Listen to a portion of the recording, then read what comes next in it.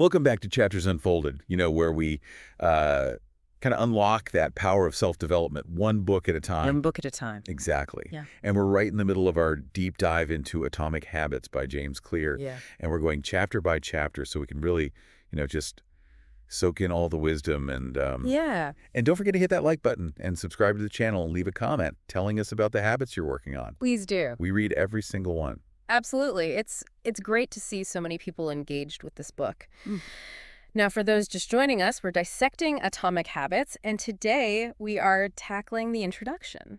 Yes, and Clear kicks things off with a pretty wild story about getting hit in the face with a baseball bat. I mean, talk about an attention grabber. Yes, seriously. Right. It's a dramatic way to start, Right. but it really sets the tone for his message.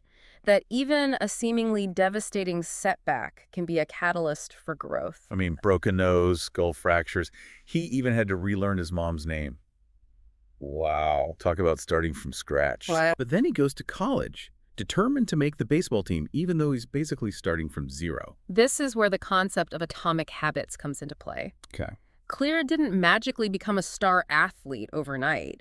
He focused on small, consistent changes, like getting enough sleep, keeping his room tidy, and sticking to a regular workout routine. It's interesting because you wouldn't necessarily connect a tidy room with athletic success. Exactly. But these seemingly insignificant habits helped create an environment conducive to success. Mm-hmm. He was building discipline and consistency, which are essential for achieving any goal. And it worked. He actually became an academic All-American. It's a perfect example of how those tiny changes consistently applied can compound into remarkable results. Wow. It's not about making drastic overnight changes. It's about the power of small improvements applied over time. Yeah. Clear later calls these small improvements atomic habits. Right. What's fascinating here is that he didn't stop with baseball. This success actually spilled over into other areas of his life. He's like the poster child for habit building. So how does this bat-to-the-face story connect to the overall message of Atomic Habits? Well, Clear uses his experience to highlight the idea that we can choose to focus on what we can control, even in the face of adversity. Right. It's about shifting your mindset from being a victim of circumstance to becoming the architect of your own life. Yeah. Instead of dwelling on what happened to him, he focused on the actions he could take to recover and rebuild. It's almost like he's saying that the accident gave him a clean slate, a chance to intentionally design his habits, and ultimately his future. That's a great way to put it. This whole intro is essentially setting the stage for the book's central argument, that small changes consistently applied over time can lead to significant transformations in any area of life. Right. Whether it's physical fitness, academic success, or building a business, even writing a best-selling book, as Clear himself did. Okay, so we've got dramatic backstory and the initial concept of Atomic Habits. But Atomic Habits isn't just a memoir about one guy's recovery, right? Right. What else can our listeners expect to gain from this deep dive? You're right. The book is much more than a personal story. Okay. It's a practical, science-backed guide to understanding and changing behavior. Mm. Later on, Clear dives into the 4 laws of behavior change: cue, craving, response, and reward, Okay. which provide a framework for building good habits and breaking bad ones. Uh-huh. Think of these laws as the building blocks for making any change stick. That's really intriguing. Yeah. I'm curious to see how he applies these laws to everyday situations. It gets really interesting when he starts talking about things like habit stacking, Okay. temptation bundling, and using your environment to your advantage. Right. He even delves into the neuroscience of habit formation, explaining how our brains create those automatic pathways that drive our behavior. It sounds like he takes a very holistic approach, combining personal anecdotes, scientific research, and practical advice. Exactly. Yeah. It's not just about understanding the theory. It's about equipping you with the tools to actually implement these changes in your own life. This deep dive will cover all of that. So beyond the baseball bat incident and his inspiring recovery, what other key takeaways did you find particularly insightful in this intro? What struck me is the emphasis on the power of systems over goals. Yeah. A lot of self-help advice focuses on setting big, ambitious goals, Yeah. but Clear argues that it's the systems, Yeah. the small habits and routines we build that ultimately determine our success. That's such a subtle shift in perspective. Instead of focusing on the outcome, you focus on the process. Exactly. It's about falling in love with the daily practice, the tiny steps that over time compound into extraordinary results. Okay. And it's not just about achievement, it's about becoming the type of person who embodies those habits. So it's less about reaching a specific destination and more about the journey itself and who you become along the way. Precisely. And that's a journey we're all on together. It really makes you think about the potential impact of even the smallest actions. Right. I'm starting to see how this atomic approach could apply to just about any area of life. Absolutely. And that's what makes this book so relevant for everyone. Right. It's not just about achieving massive success or becoming a world-class athlete. It's about becoming a better version of yourself, whatever that means for you. So how does someone actually start building these atomic habits? Does Clear give specific steps? He does. Later in the book, he outlines a simple but powerful framework for building better habits. Okay. He calls them the 4 laws of behavior change. All right. They are: make it obvious, and make it attractive, Uh-huh. make it easy, Okay. and make it satisfying. Okay, let's break that down a bit. What do you mean by make it obvious? Well, if you want to start a new habit, you need to make it clear to yourself when and where you're going to do it. Okay. One technique he suggests is called habit stacking. Okay. Basically, you link your new habit to an existing one. So for example, if I wanted to start meditating every morning, I could stack it onto my existing habit of making coffee. Exactly. You could decide that right after you make your coffee, you'll meditate for 5 minutes. Okay. By linking the two actions together, you're making the new habit more obvious and easier to remember. I can see how that would make it harder to forget or skip the new habit. What about making it attractive? That sounds a bit trickier. It's all about finding ways to make the habit appealing to you. Okay. One strategy is called temptation bundling. Yeah. You pair something you enjoy doing with something you need to do, but might not find as enjoyable. So if I want to start exercising regularly, but dread going to the gym, I could bundle it with something I love, like listening to my favorite podcast. Precisely. By associating the workout with something enjoyable, you're making the entire experience more attractive and more likely to stick. These are just a couple examples of the practical strategies Clear offers. Okay, so I've got make it obvious and make it attractive. What about a third law? Make it easy. This one is all about reducing friction and simplifying the habit as much as possible. Clear suggests things like prepping your environment in advance, breaking down big goals into smaller, manageable steps, and using the 2-minute rule. What's the 2-minute rule? It's the idea that any new habit should be able to be completed in 2 minutes or less. Okay. The point is to make it so easy to start that you have no excuse not to do it. Right. Once you've established the habit, you can gradually increase the duration or complexity. That makes sense. It's about removing any barriers to entry and making it as painless as possible to get started. And the final law, make it satisfying.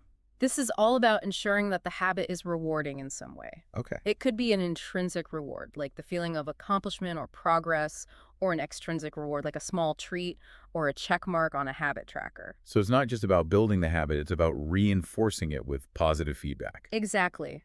By making the habit satisfying, you're creating a positive feedback loop that makes you want to repeat the behavior again and again. It sounds like all 4 laws work together to create a powerful system for habit change. They do.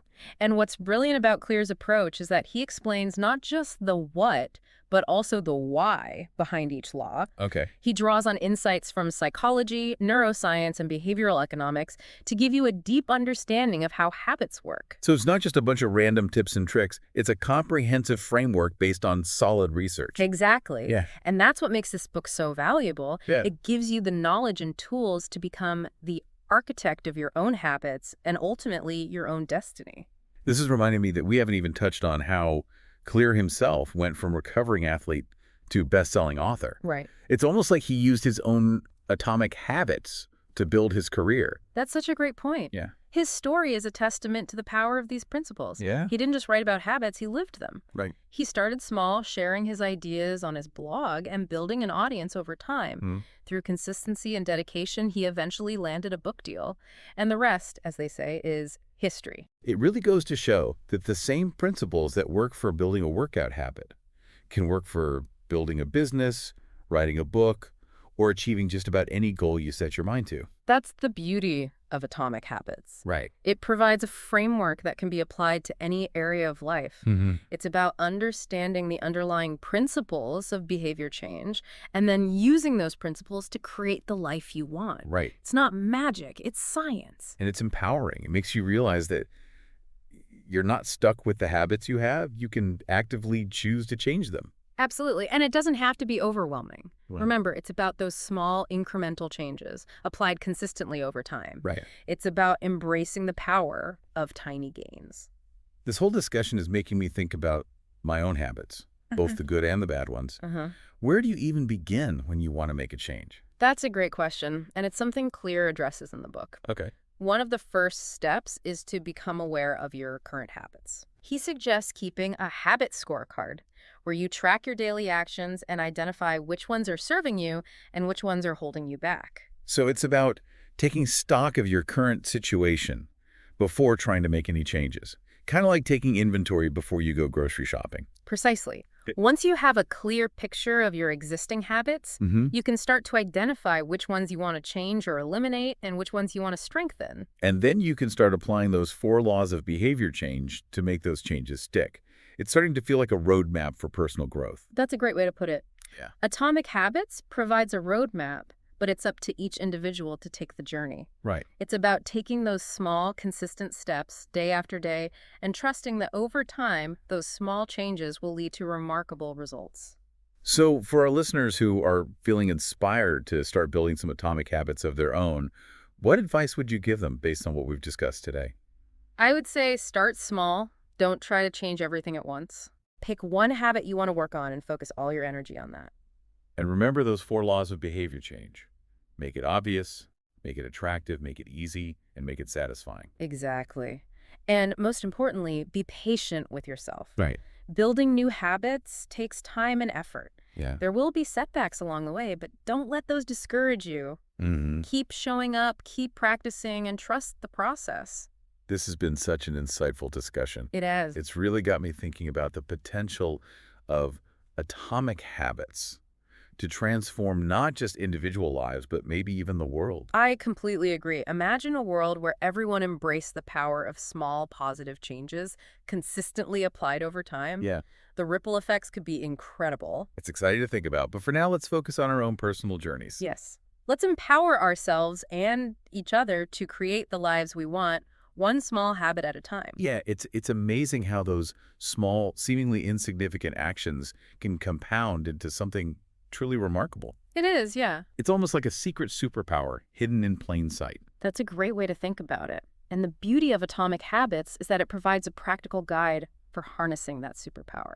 So for our listeners who are eager to put these ideas into practice, what's one small habit they could focus on today?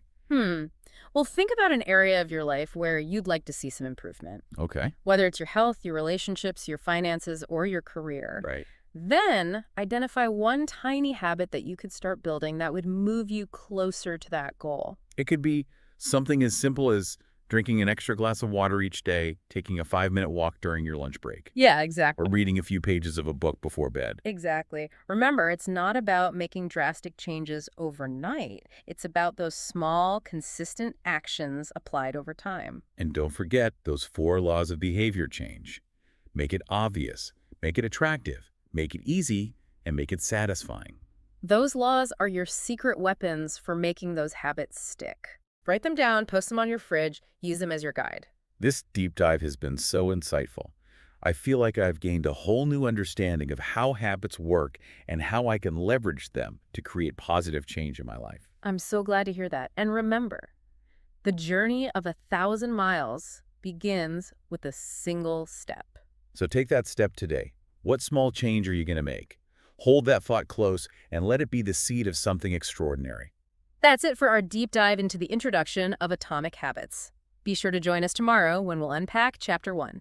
And remember, even small changes can create a ripple effect, so keep building those atomic habits, and we'll see you next time on Chapters Unfolded.